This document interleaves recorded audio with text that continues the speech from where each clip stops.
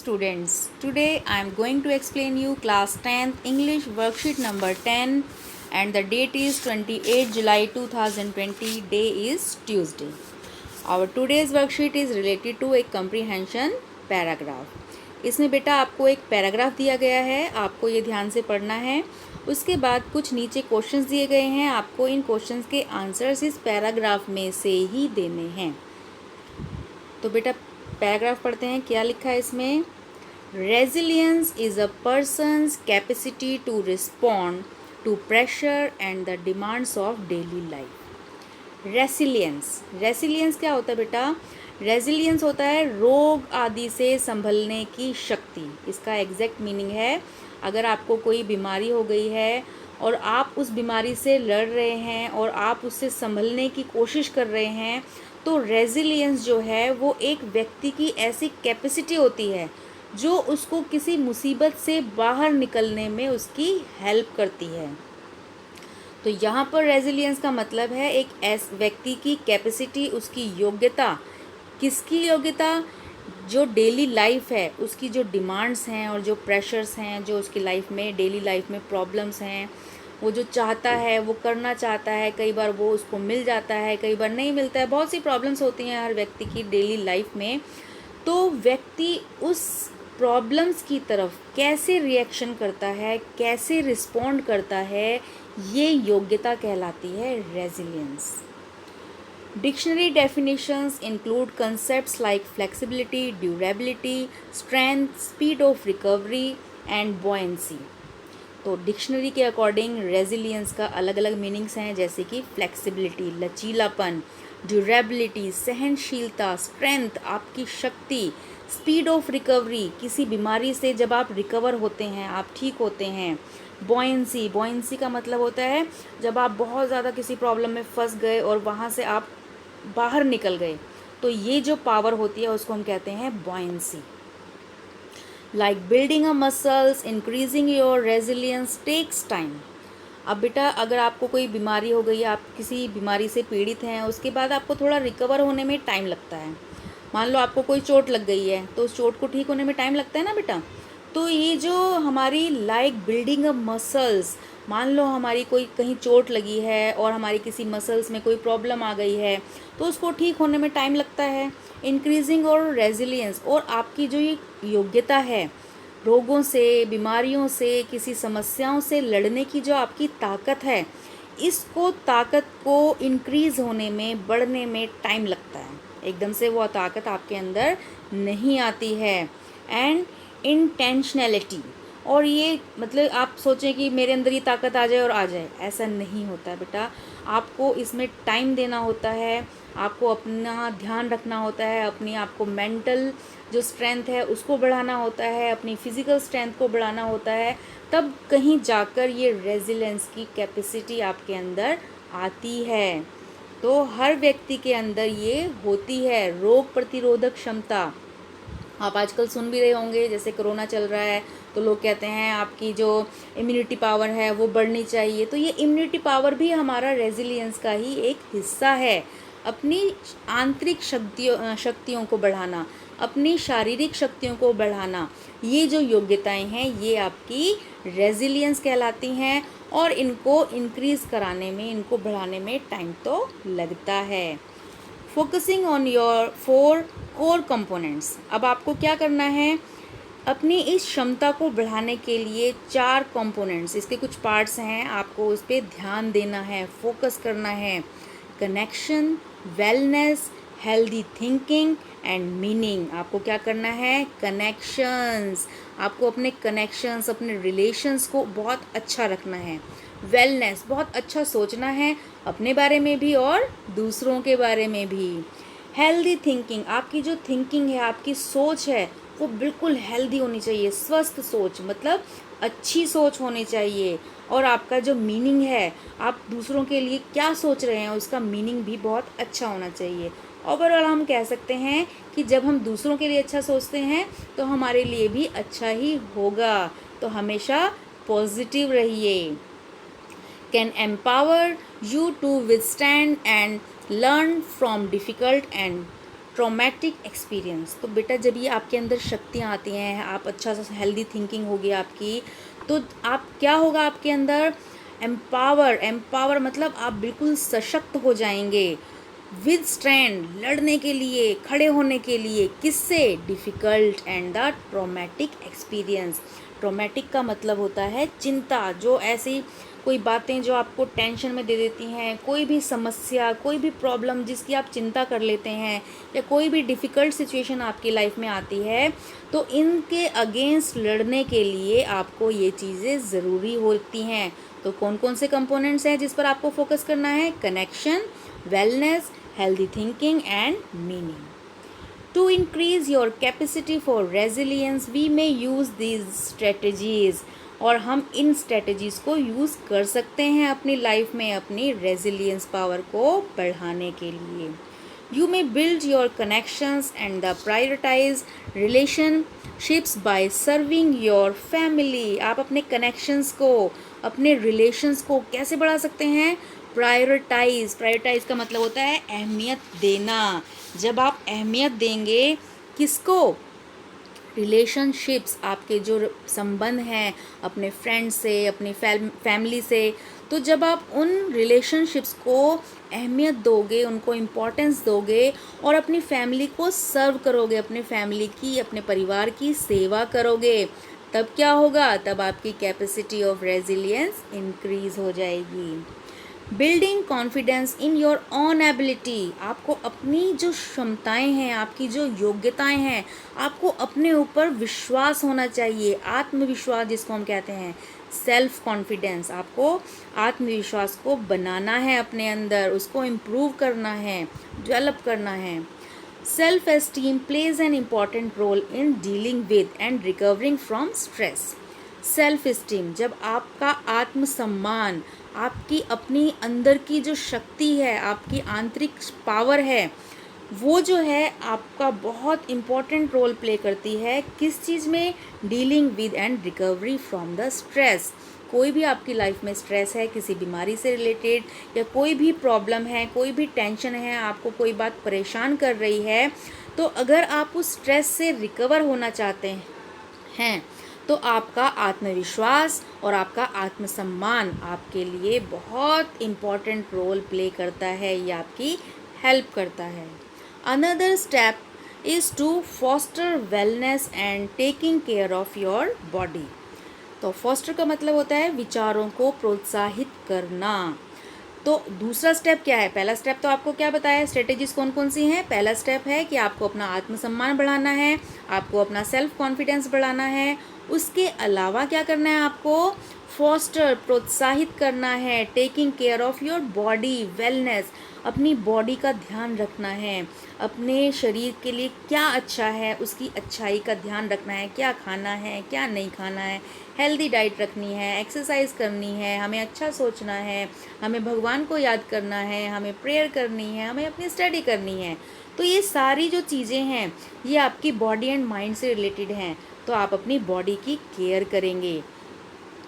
This में be done by regular yoga. तो आप कैसे कर पाएंगे अपनी बॉडी की केयर, कैसे होगी, डेली रेगुलर योगा, आपको डेली योगा करना है। योगा हमारे मोदी जी ने तो एक स्पेशल डे भी रखा था, 21 जून अभी हमने योगा डे मनाया था। तो वहाँ पर हमें क्या संदेश मिलता है कि हमें अपनी बॉडी की केयर करनी है, और बॉडी की केयर करने के लिए हमें हल्की फुल्की एक्सरसाइज करनी होती हैं, जिसको हम योगा कहते हैं।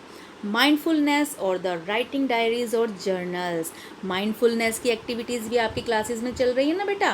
माइंडफुलनेस मतलब आप अपने दिमाग को कैसे अच्छे से अच्छे यूज़ करोगे, आपके अंदर कैसे अच्छे से अच्छे विचार आएंगे, और आप अपनी समस्याओं से कैसे लड़ेंगे, कैसे उन समस्याओं से बाहर निकलेंगे। और उसके लिए आप अपनी डायरी एंट्री भी लिख सकते हो, और जर्नल्स आप कुछ लिख भी सकते हो अपने विचारों को अच्छा बनाने के लिए। One may also find purpose and help others in time of difficulties, like volunteering with a local homeless shelter or simply support a friend in their own time of need. आप इसके अलावा क्या कर सकते हो, आप टाइम टाइम पर दूसरों की हेल्प कर सकते हो उनकी डिफ़िकल्टीज़ में। आपके कोई फ्रेंड्स हैं, वॉलेंटरीली मतलब आपको अपनी इच्छा के अनुसार, ठीक है, ज़बरदस्ती नहीं, आप अपनी इच्छा से अपने फ्रेंड्स की हेल्प कर सकते हो, जो लोकल होमलेस शेल्टर हैं, जिन लोगों के पास रहने की जगह नहीं है, ऐसे लोगों की हेल्प कर सकते हो। अपने फ्रेंड्स को उनकी ज़रूरत में, उनकी नीड में, उनकी आवश्यकताओं में उनकी हेल्प कर सकते हो। तो ये छोटी छोटी चीज़ें हैं जो इस पर्पज़ को कर सकती हैं, जो हमारे इस उद्देश्य को पूरा कर सकती हैं। कौन सा उद्देश्य है? अपने अंदर की शक्तियों को बढ़ाना, ये हमारा उद्देश्य है। तो उसके लिए हमें क्या करना पड़ेगा? हमें अच्छा सोचना पड़ेगा, अच्छा करना पड़ेगा। One may also find a realistic goal and find opportunities of self discovery। तो इस तरीके से हम क्या कर सकते हैं? हमारा जो रियलिस्टिक गोल है, हमारा जो वास्तविक लक्ष्य है, हम उस लक्ष्य को प्राप्त कर सकते हैं। वास्तविक लक्ष्य क्या होता है हमारा? क्या होता है बेटा? हमारा इस जीवन में आने का, हमें जो भगवान ने इतना प्यारा सा जीवन दिया है, उसका हमारा एक लक्ष्य है, उसका एक उद्देश्य है। क्या उद्देश्य है? कि हमें मानव जाति का कल्याण करना है, हमें दूसरों की सेवा करनी है, हमें अच्छे काम करने हैं। भगवान ने हमें यहाँ पर अच्छे काम करने के लिए भेजा है, एक दूसरे की मदद करने के लिए भेजा है। एक दूसरे से ईर्ष्या करना, घृणा करना, एक दूसरे को परेशान करना, इसलिए हम इस दुनिया में नहीं आए हैं। भगवान ने हमें अच्छे काम करने के लिए, क्योंकि भगवान की जो शक्ति है, वो भगवान जो है सबका अच्छा करते हैं, सबकी केयर करते हैं, सबके सपोर्ट करते हैं। तो हमें भी उस शक्ति को इम्प्रूव करना है, हमें भी अच्छे ही काम करने हैं, हमें किसी के साथ बुरा काम नहीं करना है, किसी के बारे में ना बुरा सोचना है और ना किसी के लिए बुरा करना है। जब हम ऐसा सोचेंगे, हम अपने रियलिस्टिक गोल पर, हम अपने वास्तविक लक्ष्य को प्राप्त कर सकेंगे और हमें अलग अलग अपॉर्चुनिटीज़ मिलेंगी। सेल्फ डिस्कवरी, आत्म खोज, हमारे अंदर की शक्तियाँ जो हैं, अपनी जो पावर है, उस पावर को हम खोज पाएंगे। हमारे अंदर इतनी असीम शक्तियाँ भरी हुई हैं, जो शक्तियाँ भगवान ने हमें दी हैं। भगवान स्वयं उन शक्तियों के रूप में हमारे अंदर निवास करते हैं। बस हमें क्या करना है? हमें उनको खोजना है। और खोजने के लिए हमें क्या करना पड़ेगा? आपको मैंने अभी बताया। Accepting that change in a part of life helps one maintain a hopeful outlook। तो हमें अपनी लाइफ में इन चेंजेस को लेकर आना है और हमें मेंटेन करना है अपने होपफुल आउटलुक को, पॉजिटिव आउटलुक को। हमें अपनी सकारात्मक दृष्टिकोण को, सकारात्मक सोच को हमें बनाए रखना है। सकारात्मक सोच मतलब कि हम मुसीबतों से आराम से बाहर निकल जाएंगे, हमें अपनी पॉजिटिव सोच रखनी है।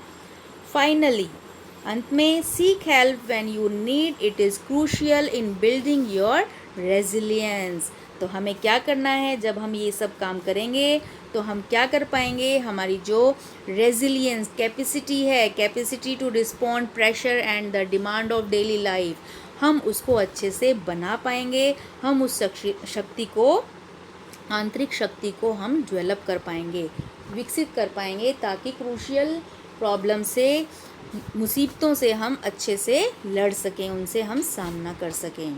तो बेटा ये आपका पैराग्राफ है।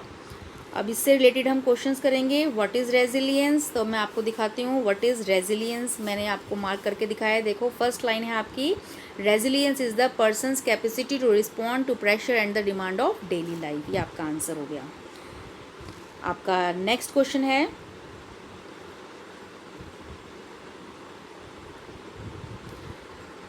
नेक्स्ट क्वेश्चन में आपको क्या करना है? Dash and dash are two concepts to describe dictionary definition of resilience. तो आपको बताना है डिक्शनरी डेफिनेशन के अकॉर्डिंग रेजिलियंस के कौन कौन से और वर्ड मीनिंग हो सकते हैं, कौन कौन से कंसेप्ट्स हो सकते हैं। तो देखो इसमें दिया हुआ है डिक्शनरी डेफिनेशन, फ्लेक्सिबिलिटी, ड्यूरेबिलिटी, आप इनमें से दोनों लिख सकते हैं। Focusing on these 4 components can help build resilience. ऐसे कौन से 4 कंपोनेंट्स हैं जिन पर जब हम फोकस करेंगे तो हमारी रेजिलियंस जो पावर है वो बढ़ेगी। तो देखो आपको यहाँ लिख रखे हैं focusing on the 4 core components. तो ये आपके कंपोनेंट्स कौन कौन से हैं? Connection, wellness, healthy thinking. ठीक है बेटा, ये आपके यहाँ पर आ जाएंगे। फोर्थ क्वेश्चन है, how can we build our connections and the prioritize our relationships. अभी हमने पैराग्राफ में पढ़ा कि हम अपने रिलेशनशिप्स को और जो हमारे कनेक्शंस हैं उनको कैसे डेवलप कर सकते हैं। तो देखो ये लाइन आपकी आ गई, you may build your connections and prioritise relationships by serving your family. Next है, find 2 strategies that can be use to build resilience as mention in the passage. आपको 2 ऐसी स्ट्रेटजीज बतानी है, ऐसी आपको टेक्निक्स बतानी है जिससे हमारी जो रेजिलियंस की पावर है वो बढ़ जाए। तो देखो अभी आपने पढ़ा था, इसमें कौन कौन सी थी आपकी वो स्ट्रेटजीज। देखो ये स्ट्रेटजीज हैं आपकी, to increase your capacity for resilience we may use this strategies. कौन कौन सी स्ट्रेटजीज बताई थी, healthy connections can empower your will stand and learn difficulty, आप ये लिख सकते हैं। या फिर इसमें building confidence in your own ability, self esteems. तो ये सब चीज़ें आप यहाँ से लिख सकते हैं अपने इस क्वेश्चंस में। ये भी लिख सकते हैं आपको regular yoga, mindfulness, writing diaries, journals, ये सारी आपकी स्ट्रेटजीज़ हैं जो आपकी कैपेसिटी को बिल्ड करती हैं। Have you ever been in a difficult situation, what did you help yourself. तो बेटा आप कभी आपने ऐसी डिफ़िकल्ट सिचुएशन का सामना किया है अपनी लाइफ में, तो आपको यहाँ बताना है कि क्या आपने कभी किसी मुसीबत का, किसी प्रॉब्लम का, ऐसा कोई डिफ़िकल्ट सिचुएशन है जो आपके लिए बहुत बड़ी लग रही हो कि बहुत मुश्किल है, क्या आपने ऐसी सिचुएशन का सामना किया है। यदि हाँ तो उसके बारे में आप यहाँ लिखेंगे। और what did you do help your self, और आपने अपनी हेल्प करने के लिए क्या किया, तो वो आपको यहाँ पर लिखना है। सपोज़ किसी को कोई बीमारी हो गई तो वो उस बीमारी से कैसे उसने लड़ाई की, कैसे उसने अपने आप को वहाँ से निकाला, कैसे उस मुसीबत से बाहर आए, अपने लिए आपने क्या किया, तो वो सब चीज़ें आपको इस क्वेश्चन के आंसर में लिखनी है। तो बेटा आपका पैराग्राफ और क्वेश्चन आंसर्स मैंने आपको एक्सप्लेन कर दिए हैं। इसके बाद आपकी नेक्स्ट पिक में मैं आपको दिखा देती हूँ, इसमें मैंने कुछ अंडरलाइन भी किया है, आप देख सकते हैं यहाँ पर जो आपके क्वेश्चंस हैं, मेन पॉइंट्स मैंने अंडरलाइन किए हैं।